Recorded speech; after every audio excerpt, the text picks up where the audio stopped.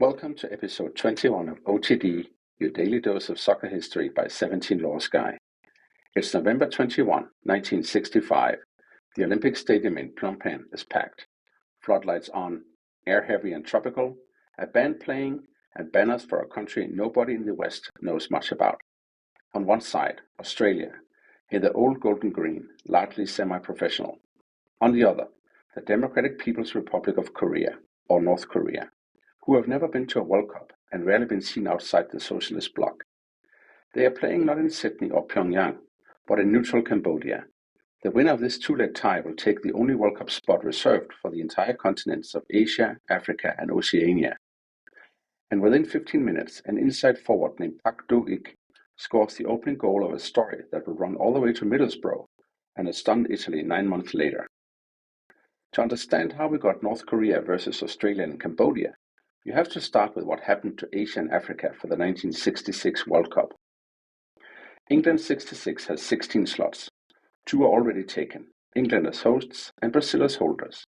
Of the remaining 14, Europe gets 9, South America gets 3, CONCACAF gets 1, and Africa plus Asia plus what will later become Oceania are told to share 1 place between them. 21 teams from those 3 regions enter, 16 from Africa, a handful from Asia, plus Australia, but then the politics hit. The entries of Congo-Brazzaville and the Philippines are thrown out on technical grounds. South Africa is moved into the Asia/Oceania sector, then disqualified in 1964 when FIFA suspends them over apartheid. African federations look at the numbers. 0 guaranteed African spots, 1 shared slot with Asia/Oceania. South Africa initially readmitted and decide they've all had enough. So all 15 African nations boycott the qualifiers in protest. Syria, placed in a UEFA group, withdraws in solidarity. CAF, the African Federation, takes a hard line. No Africa in 66 unless they get a direct place next time. FIFA eventually yields. Africa is guaranteed a spot from 1970 onwards, but in practical terms it means the entire African bracket for England 66 just disappears. That still leaves an Asia/Oceania mini-tournament. On paper it's simple. Australia, South Korea, North Korea and South Africa in a centralized round-robin, originally scheduled for Japan. But the venue becomes a tangle. North Korea doesn't have diplomatic relations with most Western-aligned countries and doesn't have a FIFA-approved stadium yet. Australian immigration law at the time makes it highly unlikely North Korean players would get a visa to enter the country. Holding matches in Pyongyang or Sydney is therefore politically and logistically messy. Japan, squeezed between its US alliance and regional sensitivities, stops being viable as a neutral host. The tournament is moved at short notice to Phnom Penh. South Korea, already juggling costs and diplomatic considerations of sending a team to Cambodia, withdraws in early November 1965, citing, quote, practical and logistical difficulties. What's left for the single non-European/non-American spot at England 66 is effectively this. 2 matches in Cambodia, Australia versus North Korea. Winner takes all. But why Cambodia, you ask? Norodom Sihanouk, ruling Cambodia and keen to position himself as a leader of the non-aligned world, and with a soft spot for Pyongyang, he stepped in. He offered the new Olympic Stadium in Phnom Penh and turned the occasion into a showcase. Mass crowds, band, and he is very happy to host a socialist underdog in his capital.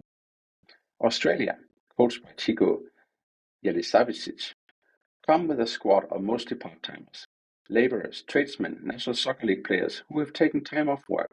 They've never played a side quite like this, and certainly never in a cauldron like the Olympic Stadium, with tens of thousands of locals almost uniformly on the other team's side. On this day, November 21 in 1965, the first leg kicks off in sticky evening heat. Within 15 minutes, Pak Doo-ik, a slim inside forward wearing number 7, goes into space and opens the scoring. It's not a headline anywhere yet, but this same man will score the goal that knocks Italy out of the World Cup the following year. From there, the first leg becomes a rout. The Australians, in unfamiliar conditions, struggle with North Korea's stamina, one-touch combinations and relentless pressing. Chollima football, after the Korean winged horse that symbolizes speed and effort. Goals rain in. It ends 6-1. Remarkably, many in the Cambodian crowd stayed to applaud the Australians off, but their hearts are clearly with the Koreans, whose energy and discipline match the Socialist Brotherhood storyline Sihanouk has been pushing. 3 days later, on November 24, they do it again. Second leg, same stadium, similar pattern. Australia improve. They lose only 3-1, but the aggregate finishes 9-2. North Korea's victory over Australia and Cambodia over 4 days in November 65 is enough to send them to England. Fast forward to July 66 and Ayers Park in Middlesbrough. North Korea are drawn in a group with the Soviet Union, Italy, and Chile. On paper, they're cannon fodder, unknowns from a closed state, expected to go out with 3 defeats. But what actually happens is one of the World Cup's greatest plot twists. They lose 3-0 to the USSR, a reality check. They draw 1-1 with Chile, showing they can press and keep the ball. Then, against Italy, they pull off the shock.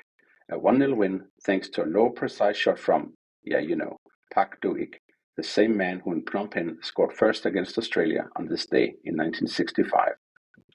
Middlesbrough locals have turned up expecting to admire Italy. Instead, they fall in love with this fearless attacking Korean team. Contemporary accounts talk about fans who came in blue scarves and left chanting for Korea instead. In the quarterfinal at Goodison Park, they roar into a 3-0 lead over Portugal before Eusebio drags the game back to 5-3. Even in defeat, staying on the pitch to bow to the crowd, they leave the world enchanted. Tiny unknown North Korea reaching the last 8 of a World Cup on their debut. If you zoom out, Phnom Penh in November 65 and Middlesbrough Liverpool in July 66 are basically two ends of the same line.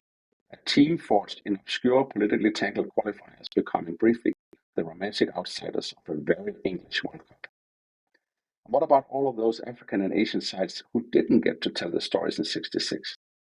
The 1966 African boycott is one of the most important and undertold inflection points in World Cup politics. 15 nations walked away because FIFA refused to give them a direct slot and expected their best 3 to still play off against the Asia-Oceania winner for the single place on offer. They also objected to the readmission of apartheid, South Africa. By pulling out en masse and threatening to skip 1970 as well, CAF forced FIFA's hand. In 1968, FIFA voted unanimously to grant Africa its own guaranteed place from Mexico 70 onwards. Eventually, that grows into today's multi-slot allocation and an African World Cup in 2010. The irony is that the boycott meant no African team in England, but it also ensured that North Korea were left alone at the end of the qualifying maze. The same decision that opened the door to future African participation also left this one slot in 1966 to be decided by 2 games on a humid November pitch in Phnom Penh. Since that one great run, North Korean football has popped up its head on occasion, on the men's side. They withdrew from the 1970 qualifiers, partly for political reasons. They made the World Cup finals again in 2010 in South Africa. They battled bravely in a 1-2 defeat to Brazil, but then collapsed 0-7 to Portugal and 0-3 to Ivory Coast. Regionally, they've had moments, like that African Games gold in 1978, but nothing like the sustained success of South Korea or Japan. But North Korea has become a genuine superpower is in the women's and youth football, especially on the women's side. The under-17 women's team have been to 5 World Cup finals and has won the tournament 4 times, 2008, 2016, 2024, and again this year, 2025, plus a string of Asian titles. The under-20s have also won global trophies, and the senior women's team have gone deep in continental tournaments. Part of this seems to be the state's willingness to treat women's sport as a prestige project, early talent identification, centralized training, and a system where promising girls can be funneled into football academies with full-time coaching in a way that is harder to replicate in more fragmented systems. There have also been darker notes, including a high-profile doping scandal involving the women's team at the 2011 World Cup, which hinted at pressures and methods that can sit behind those youth titles. Still, it means that in 2025, when you look at global youth tournaments, North Korea's flag shows up far more often on the women's side than on the men's, a strange echo of that original Chollima spirit, just in a different part of the game. So what did November 21, 1965 actually change? If you strip away the propaganda posters and Cold War framing, what you're left with is this. 2 matches moved to a neutral ground because nobody could agree where or how to host them. A team from a closed, impoverished country, backed by a friendly neutral crowd, running over a semi-pro Australian side to seize the one non-European, non-American slot at England 66. A forward, Pak Doo-ik, whose calm finish in Phnom Penh becomes Act 1 of a story that ends with Italy being knocked out in Middlesbrough. Our qualification system is so obviously unfair to Africa that it provokes a boycott, which in turn reshapes World Cup politics for decades. From Phnom Penh's Olympic Stadium in November 65 to Ayers Park in Goodison Park in July 66, Chollima football did something extraordinary. It showed that even from the most unlikely, politically tangled corner of the map, a team could barely sway into the world's imagination. That's all for episode 21 of OTD, the night Chollima first took off over Cambodia. Australia ran into a red wall, and a path opened from Phnom Penh for one of the World Cup's most unlikely quarterfinalists.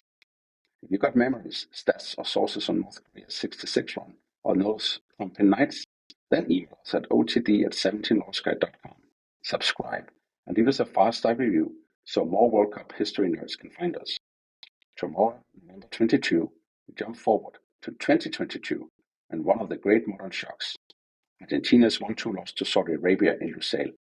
We ask where that upset sits alongside North Korea versus Italy in 66, USA versus England in 50, and Cameroon versus Argentina in 90.